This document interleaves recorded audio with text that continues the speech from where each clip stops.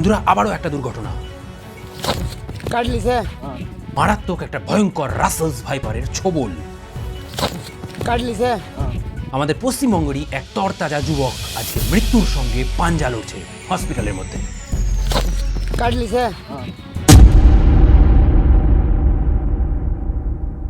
হ্যাঁ বন্ধুরা, ঘটনাটি ঘটেছে আজ থেকে 3 থেকে 4 দিন আগে, 29শে এপ্রিল 2026। আমাদের পশ্চিমবঙ্গ রাজ্যের মধ্যে হাওড়া জেলার মধ্যে বাঁকড়া বলে কোনো একটা জায়গা রয়েছে, সেই জায়গাতে কোনো একটা যুবকের সাথে এই ঘটনাটা ঘটেছে। বন্ধুরা এবার আপনাদেরকে ছোট্ট করে একটু ভেঙে বলি ঘটনার দিন ঠিক কী হয়েছিল অ্যাকচুয়ালি। গত 29শে এপ্রিল হাওড়া জেলার বাঁকড়াতে এক যুবক যে ভিডিও করছে, 25 থেকে 26 বছর বয়স, যে ভিডিও করছে তারও এবং যার সাথে ঘটনা ঘটেছে তারও তরতাজা যুবক।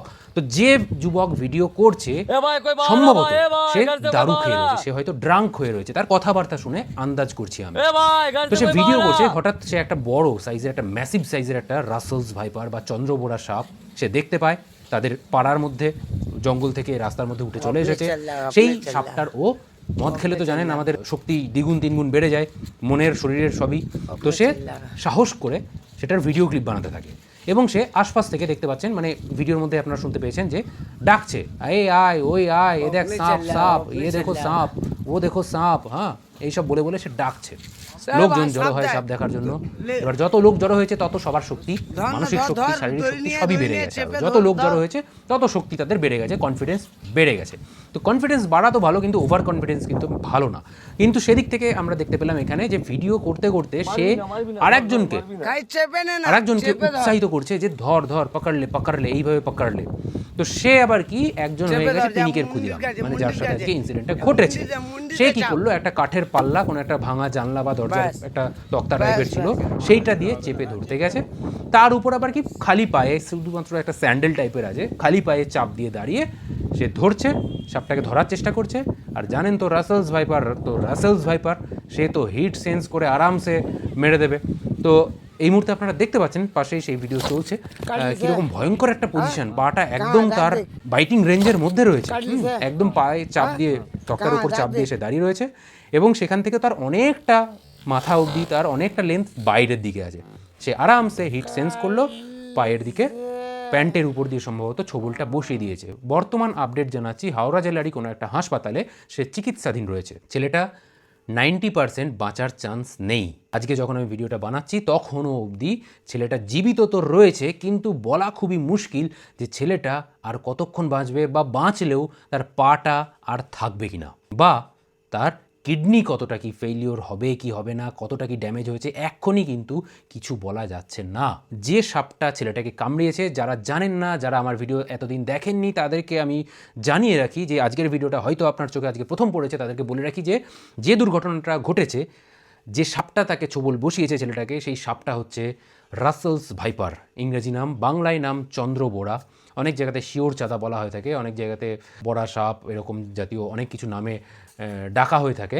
এই সাপটার বিষের প্রকৃতি হিমোটক্সিন।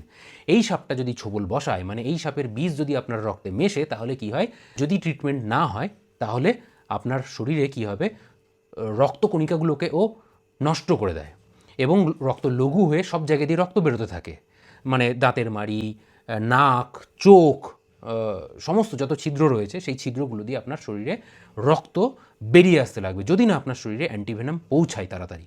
এবং আরও যদি সময় যায়, আরও যদি লেট হয় অ্যান্টিভেনাম পৌঁছাতে, তখন কি হবে, যে জায়গাটায় কামড়াবে, ধরুন যদি হাতে কামড়ায়, তাহলে সেই জায়গার চামড়া ফুসকা ফুসকা হয়ে উঠবে এবং গ্যাংরিং হয়ে যাবে, মানে পুরো হাতটা পচে যেতে স্টার্ট করবে। এবং আলটিমেটলি কী হবে, হিমোটক্সিন আপনার কিডনিকে এফেক্ট করবে, ডায়ালিসিস দরকার হবে এবং কিছুদিন ট্রিটমেন্ট চলার পরেও আপনার মৃত্যু হয়ে যেতে পারে। মানে শুধু হাত বা পা কাটলেই হয় না, কিডনি ফেলিওর হয়ে, কিডনি ড্যামেজ হয়ে মানুষ মারা যেতে পারে, এতটা একটা দর্দনাক মত হয়। তো বন্ধুরা, আজকের এই যে ঘটনাটা ঘটেছে, এই ঘটনা থেকে আমরা 4টে শিক্ষা পাই। প্রথম পয়েন্টটা আমি হাইলাইট করব যে পিনিকের ক্ষুদিরাম হলে মুশকিল। বন্ধুরা এখানে দেখুন, আমি একদম প্রথম থেকে ভিডিওতে কি হয়েছে, যে ভিডিও করছে সে কিন্তু সাপটা ধরতে যায়নি, সে ইন্সপায়ার্ড করেছে আর একজনকে, যে আই ভাই পকড়লে পকড়লে করে করে সাপটাকে ধরিয়েছে।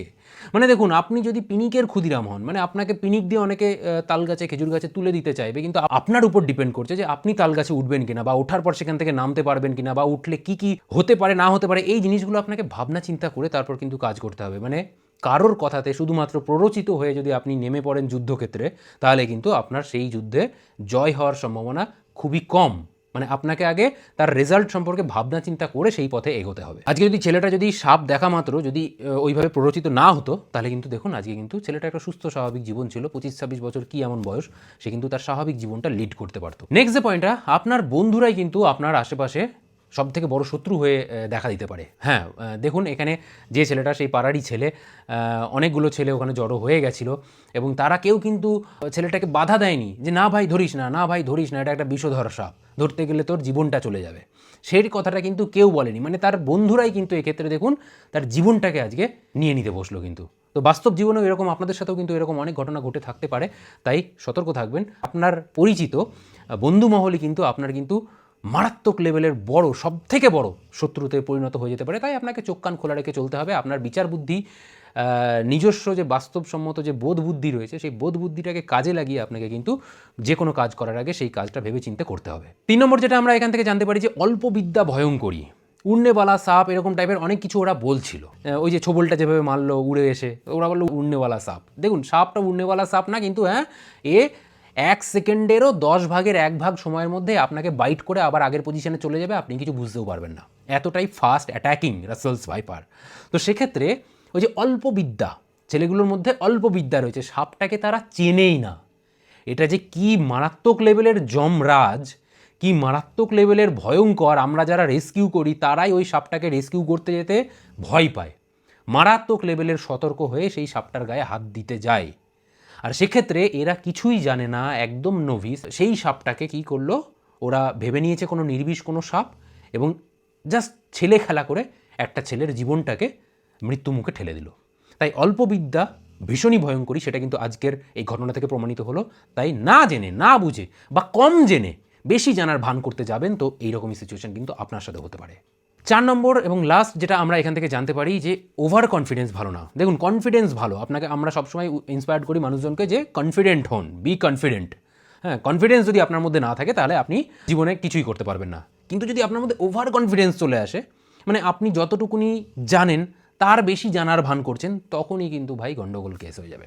এখানে সাপটা বিষধর সাপ, কেউ জানে না, তারপরেও ছেলেটা কোনোদিনও সে সাপের ধারে কাছে যায়নি, সেটা বোঝা যাচ্ছে। তার নাহলে ওইভাবে কাঠের তক্তা দিয়ে ওইভাবে পাটাকে ওইভাবে রেখে দেয় না, হ্যাঁ, সাপের মুখের কাছে। তো সে জানে না, কিছু জানে না, ওভার কনফিডেন্স দেখাতে গেল, ওভার কনফিডেন্স দেখাতে গিয়ে সে নিজের জীবনটা আজকে কিন্তু ঝুঁকির মধ্যে ফেলে দিল। তো যাই হোক বন্ধুরা, এই সমস্ত ঘটনাগুলো থেকে আমাদেরকে শিক্ষা নিতে হবে। আজকে ভিডিওটা বানানো একটা উদ্দেশ্যেই, ব্যাপক পরিমাণে শেয়ার করুন এই ঘটনাটা, প্রচুর পরিমাণে শেয়ার করুন, যাতে বাস্তব একটা এক্সাম্পল নিয়ে এসেছি আজকে যে সাপ না চিনে যদি আপনি সাপ ধরতে যান, আমরা দেখুন এত আমরা আজকে মানুষকে সজাগ করছি, মানুষকে জানাচ্ছি সাপ কামড়ালে কী করতে হয়, কোন সাপ বিষধর, কোন সাপ নির্বিষ, এগুলো জানাচ্ছি। তারপরেও যখন এইরকম ইনসিডেন্ট চোখের সামনে আসে, প্রচণ্ড আমরা ভেতর থেকে দুঃখ পাই, ভেতর থেকে কষ্ট পাই যে তাহলে আমরা কি করছি। আমরা এত জানানো সত্ত্বেও, আমাদের চ্যানেল এত ভাইরাল, এত ভিউজ হয়, এত মানুষ দেখে, তারপরেও দেখুন আমাদের এই পশ্চিমবঙ্গ রাজ্যের মধ্যে, হাওড়া জেলার মধ্যে এইরকম একটা ঘটনা ঘটে গেল। ঈশ্বরের কাছে প্রার্থনা করবো যাতে সে সুস্থভাবে বেঁচে থাকুক, এটাই আমি কামনা করব। কিন্তু জানি না আলটিমেটলি কী হবে সেটা জানি না। দেখুন আমার সাথেও ইনসিডেন্টটা ঘটেছিল। আমি কি করেছিলাম, সঙ্গে সঙ্গে কোনো টাইম ওয়েস্ট না করে হাসপাতালে দৌড়েছিলাম। আধ ঘন্টার মধ্যে, 15-20 মিনিটের মধ্যে আমি কিন্তু হাসপাতালে চলে গেছিলাম। কিন্তু এক্ষেত্রে ছেলেটা কী করেছিল জানেন, ছেলেটা ওখানে ছেলেটার একটা বন্ধুর কাছে আমি ফোন করেছিলাম এবং তার কাছ থেকে কিছু ইনফরমেশন আমি গ্যাদার করলাম। ছেলেটা নাকি প্রায় 2 ঘন্টা ওখানে বিনা ট্রিটমেন্টে সময় নষ্ট করেছে। তাকে বিভিন্নজন বলছিল, আধা হিন্দি আধা বাংলা এরকম ল্যাঙ্গুয়েজে বলছিল যে ঝাড়ফুঁক করাতে ছোট।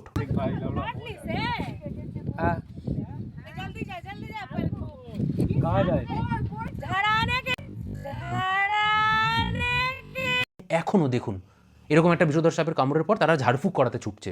2 ঘন্টা টাইম, মারাত্মক লেভেলের, মানে এই চন্দ্রবোড়া ছোবলের ক্ষেত্রে বিরাট একটা ভাইটাল একটা ফ্যাক্টর। 2 ঘন্টা আপনি হেলাফেলা করে সময় নষ্ট করেছেন, মানে সত্যিই তার আজকে বলতে বাধ্য হচ্ছি সে লাস্ট স্টেজে চলছে। কিন্তু আপনারা সতর্ক হন, সাপ না চিনে, দয়া করে আপনাদের কাছে রিকোয়েস্ট করব, কেউ সাপ না চিনে সাপের ধারে কাছে যাবেন না, পিনিকের ক্ষুদিরাম হবেন না, ওভার কনফিডেন্স দেখাতে যাবেন না।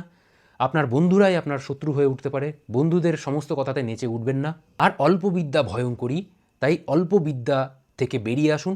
শিক্ষাই এই অন্ধকারকে দূর করতে পারে। শিক্ষিত হন, বই থেকে, আমাদের ইউটিউবের ভিডিওগুলো থেকে শিক্ষা নিন, জ্ঞান অর্জন করুন, সাপ চিনুন, সাপ থেকে দূরে থাকুন। সাপ নিরীহ একটা প্রাণী, সাপ কিন্তু অকারণে বাইট করে না।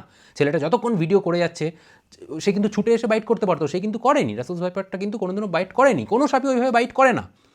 যখন তার উপর অত্যাচার করা হয়, ওইভাবে চেপে ধরা হয়, যখন তার উপর তাকে ভয় দেখানো হয় প্রচণ্ড, সে যখন প্রচণ্ড পরিমাণে ভয় পেয়ে যায় তখনই কিন্তু বাইট করে।